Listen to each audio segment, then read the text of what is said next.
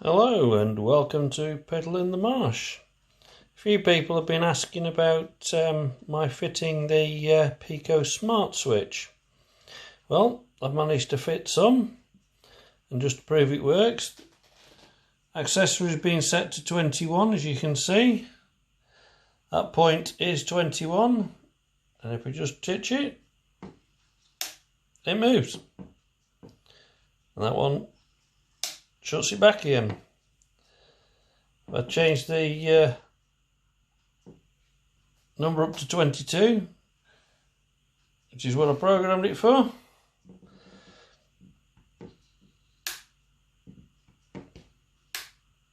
They work. It's all quite easy to fit and all quite easy to do. Right, well, this is the underside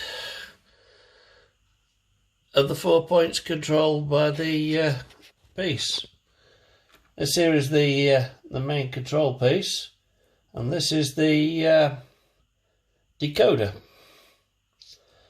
You don't need to connect the switches and so on, and it's just a case of the 4 plugs from the motors or servos just plug into here.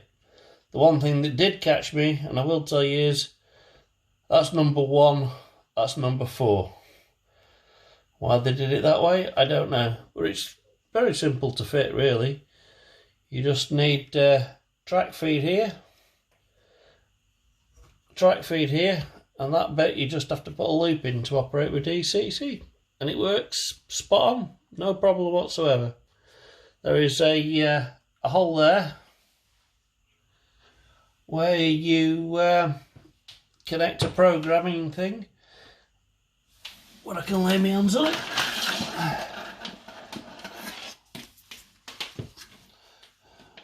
That, which comes with the kit, you just plug it in, and that takes you through each of the programming.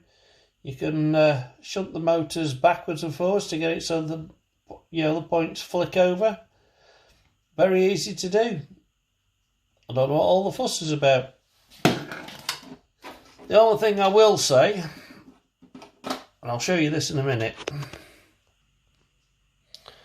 Right, back on top. This is a Peco motor, supplied by Peco in their packaging. Price approximately £16–17.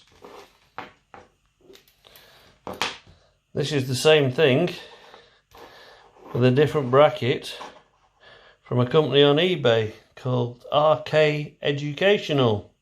Cost £4. So the rest of them are going to be fitted out with these.